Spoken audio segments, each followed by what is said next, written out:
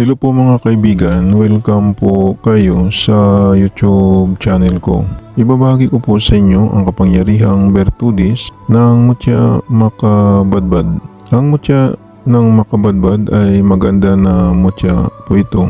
Kapag mayroon po kayo nito, ay ingatan po ninyo. Ang mutya makabadbad ay may kapangyarihang bertudis po ito na makapagpataboy ng kamalasan sa buhay at makabadbad o makaalis ng sumpa at diskomunyon sa katawan.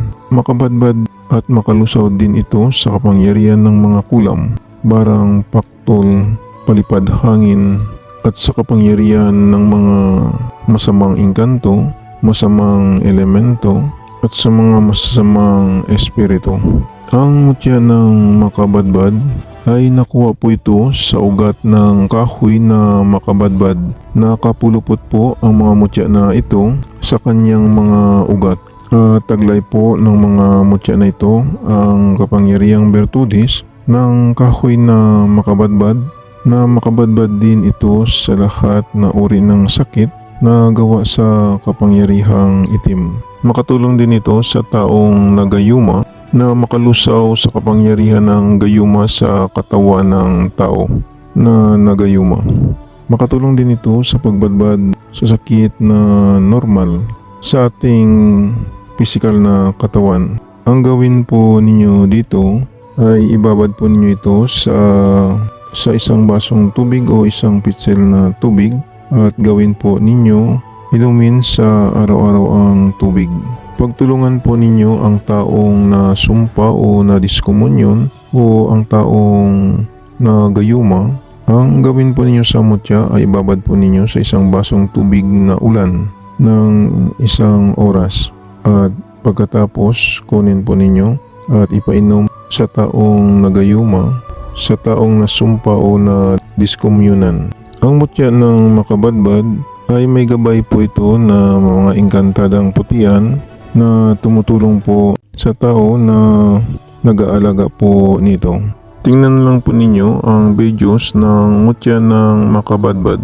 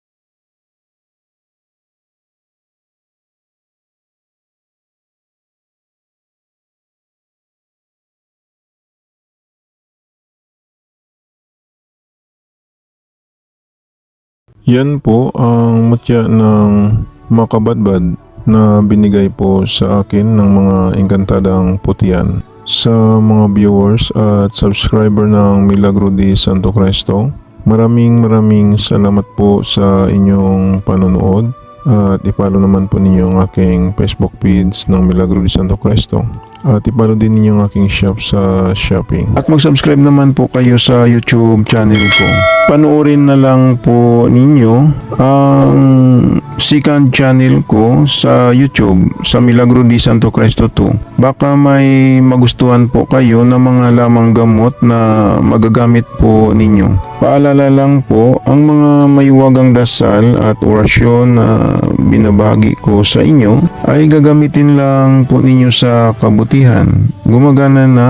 Ito hindi na kailangan ng 49 days na dasal. Ang kailangan lang magdasal kayo sa Panginoong Hesus sa gabi bago matulog. At pagkagising ninyo sa umaga magdasal din kayo. Mananalig lang sa Panginoong Hesus para lalong lalakas ang mga pagsambit sa mga mahiwagang orasyon na gagamitin po ninyo. Yan lang po, maraming salamat at God bless sa inyong lahat.